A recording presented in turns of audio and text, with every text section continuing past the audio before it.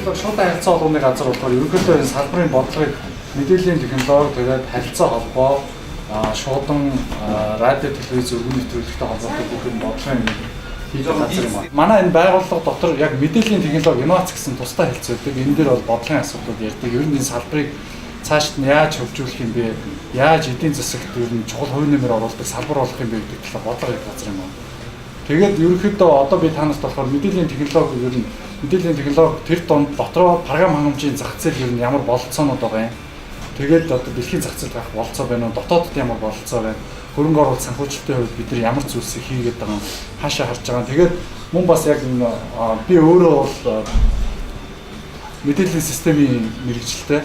За тэгээд дараа нь бас Америкт бас MBA-гээр суралцсан байгаа. Тэгэхээр ерөнхийдөө энэ хоёрын бас комбинашн дээрээс бас юу та бас өөрийн хувийн зүгээс бас өөр ямар зөвлөгөө энэ талаар ярьж байна. За эхний зүйл маань болохоор агуулгаа бол ерөнхийдөө өнөөгийн байдлаа ярина, дараа нь зах зээлээ ярина. Тэгээд дараа нь хөрөнгө оруулалт санхүүжилтийн бололцоонууд ярьж байгаа. За өнөөдөр яг ямар байна вэ гэхээр ер нь дотоодын програм хангамжийн зах зээл нийтдээ нэг $80 сая орчим байна. Програм хангамжийн зах зээл. Тэгээд програм хангамжийн зах зээл маань өөрөө сүүлийн ингээд програм хангамжтай систем интеграшн буюу системийн нэгтгэлийн энэ зах зээл маань өөрөө сүүлийн 3-4 жилийн хугацаанд 3.2 дахин өсөж байгаа. Техник тоног хөрөмжийн зах зээл өөрөө өсөлтийн хувь нь бол ерөнхийдөө 1.6 дахин өссөн байх жишээтэй тийм ээ. Тэгээ ингээ харахаар юу гэж нөхөд анх бол бид нар компьютер байх хэрэгтэй байна, сервер тоног хөрөмж байх хэрэгтэй байна. Ингээд одоо сүлжээний тоног хөрөмж байх хэрэгтэй байна. Худалдан авалт хийгээд идэг гэсэн. Өнөөдөр бол өөрчлөлтөд бизнес төр бүгд ерөнхийдөө програм хангамж бас илүү чухал юм байна. Одоо тэр савын бэлтгэлээ, төмөрийн бэлтгэлээ одоо тэрэн дээр ажилладаг жинхэнэ програм хангамж аппликейшн системүүд хэрэгтэй байна.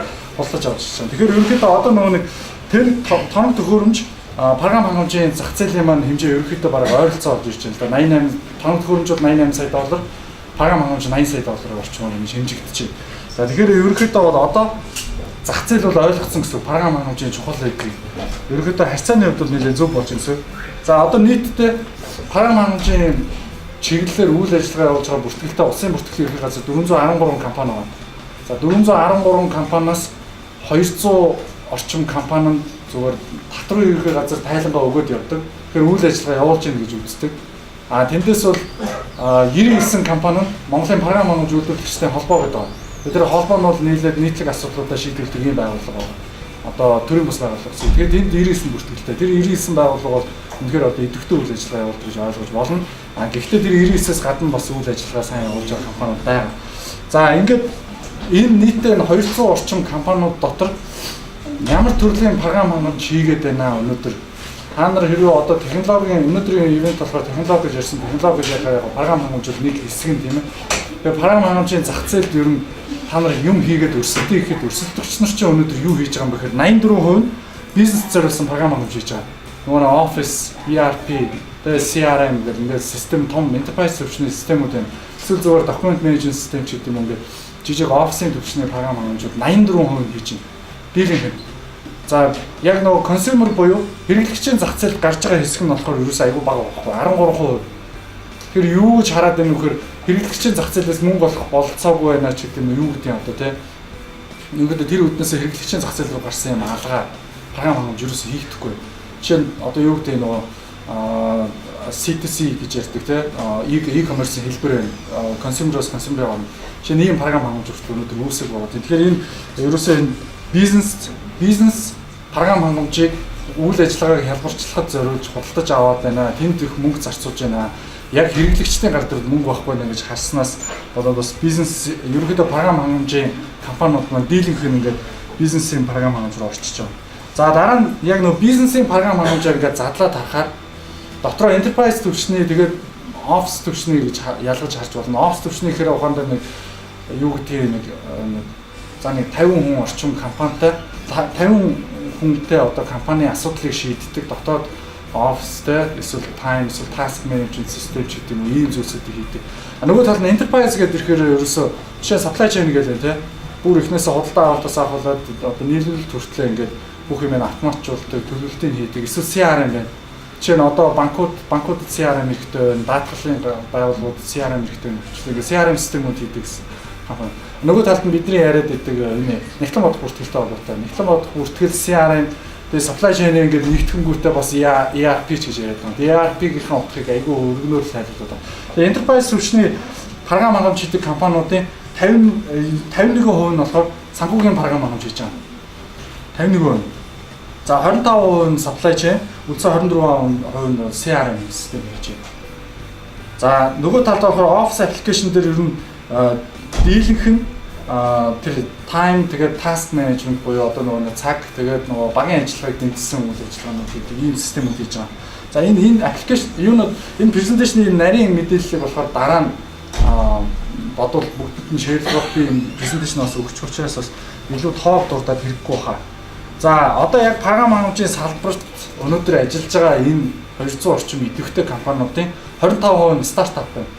Стартап компани гэдгээ юу хэлж байгаа вэ гэхээр ерөнхийдөө 5 жилийн хязгаарлалтыг хэлж байгаа. 5 жил эхний 5 жилийн хугацаанд үйл ажиллагаа явуулж байгаа компанийг стартап гэж үздэг байгаа бид нэр. Ондоо тэр компани ерөнхийдөө нөгөө нэг maturity model гэж байгаа. Тэрүүгээр ингэ яваад ирэхээр 5 жил болж яг компани нөгөө нэг өөр ингэсэн 4 журмтай болоод ингэ компани шиг гэсэн дунд түвшний компани байна. Тэгээ одоо 25% нь стартап түвшиндөө байна.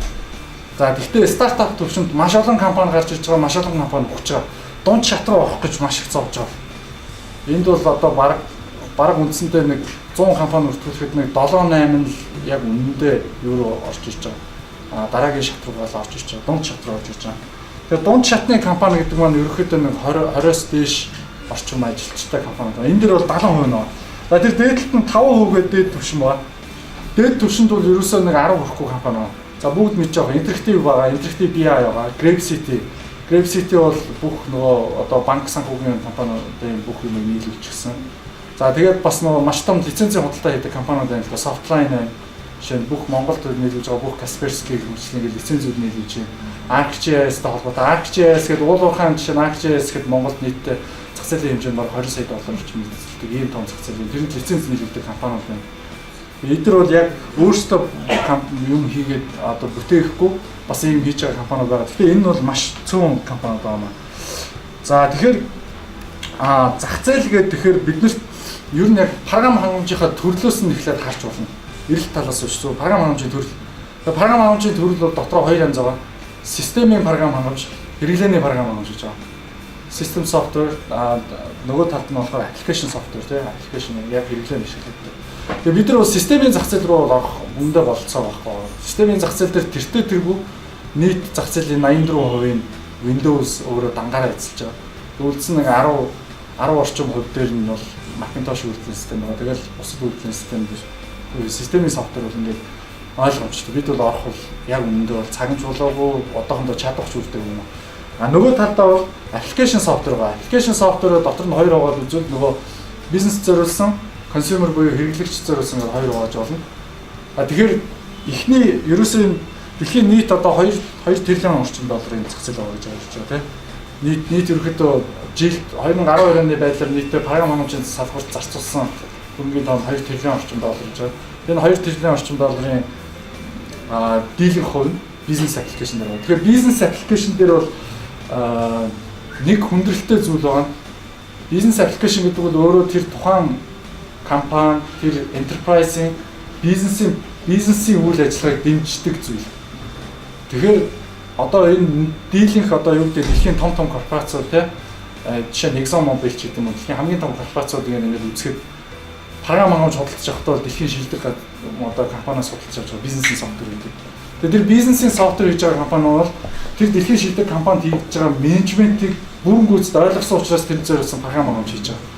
Тэгэхээр Монголын програм хангамжийн компани бизнес зориулсан програм хангамж хийж чадах уу, дэлхийн түвшний програм хангамж хийж чадах уу гэдээ харахад Монголд одоохондоо дэлхийн түвшний менежментийг хийдэг арга барил тогтоог байна. Тэр одоо экспертиз нь алга, тэр хүний нөөц нь алга, тэр мэдлэг нь бий болоог байна. Тэгэхдээ дотоодын компаниудынхаа менежментэд тулгуурласан, дотоодын компаниудын өнөөдөр менежментийн хийж байгаа арга барил, туршлага тулгуурсан програм хангамжууд хийгдэж явж байгаа. Interactive BI гэдэг одоо жишээ Diamond ERP гэх систем үү. Тэр бол одоо цэвэр монголчууд өөрсдөө яаж менежмент хийж чинь яг тэрийг нь очиж асуугаад тэрэнд нь зориулсан бизнес процесстэй ийм систем хийгээд өгч байгаа байхгүй. Тэгэхээр бол бид нар энэ бизнес аппликейшн гэдэг яриул бид нар бол дотоодын зах зээлд болцоо байна. Гадагшаа гарахад бол одоохондоо биднэрт арай нөөц болцоо бүрдэг байна гэж үздэг. Тэгэхээр хэрвээ та нар бизнес зориулсан аппликейшн бичнэ гэж бодож байгаа бол үндсэндээ бол дотоодын зах зээл чинь гол газар шүү. Гадны зах зээл гарвал илүү хэцүү. Гэхдээ бол болцоо байхгүй гэж хэлээгүй. Бизнесийг сайн ойлгодог гадны одоо чи Австралийн компани яаж юу customer relationship-ийг яаж хийдгийг мэдчихвэл яг тэр бүх бизнес процессыг мэдчихвэл тэндэн зориулсан уян хатан систем гэж болно л доо. Гэхдээ илүүтэйгээр дотоодын зах зээлд илүү үр дүнтэй авах гэж бодож байна. Нөгөө талд нь consumer application гэж байна. За consumer application гэдэг үзэхээр өнөөдөр бол consumer application дээр хамгийн чухал зүйл бол mobile болсон байна. Mobile application-ууд. Тэгээ mobile application дээр бол бид нөгөө нэг barrier to entry буюу одоо нөгөө орох хязгаарлалт, энэ зах зээл рүү орох хязгаарлалт бол маш бага. Өнөөдөр хэн ч гэсэн та нар бүгдээрээ хэрвээ технологийн хүмүүс бол бүгдээрээ өөрсдөө Android, iOS дээр янз бүрийн аппликейшн хийж үзсэн л байгаа. Тэгэхээр энэ аппликейшнуудаа хийгээд дэлхийн зах зээл дээр гарахад өнөөдөр яг үнэндээ барьер гэдэг зүйл үнэндээ байхгүй байгаа. Ороход бизнесийн аппликейшн гэдэг зүйл хамаагүй хүндрэлтэй байх жишээ тийм ээ. Тэгэхээр consumer application дээр бид нар бол харж байгаа дэлхийн зах зээл гарах болцоо байна. Android, iOS дээр ялангуяа тулгуурлаад дэлхийн зах зээл гарах болцоо байна. Тэр талаар бас мэдээж лодоор бас өшөө бас дэлгэрүүлсэн санаанууд байгаа. Тэгээд энэ дараа нь бас ярих. За дотоодын зах зээлийн боломж гэдээ харъя л да. Гадны зах зээлийг ингээд орхичих. Дотоодын зах зээлийн боломж гэдээ харуул ерөнхийдөө бид нар програм хангамж мэдээллийн технологи юу гэж харж байгаа вэ? Тусдаа үйлдвэрлэл явуулдаг салбар биш. Энэ бол Монголын эдийн засгийн салбаруудыг хурцсуур болгож өгдөг энэ хүчин зүйл юм байна гэж харж байгаа. Тэр ухаандаа бид нар юу гэдэг юм? Өнөөдөр маш их хэмжээний програм хангамж үйлдвэрлэл экспортлол тэр нь нөгөө дотоодын нэтвэртэнд маш том хувь эзлэл ингэж бол явхад бол биднэрт одоохондоо бол чадлахгүй. Харин олцоо нь бол яг энэ эдийн засгийн салбаруудаа хурцсахад илүү болж байна.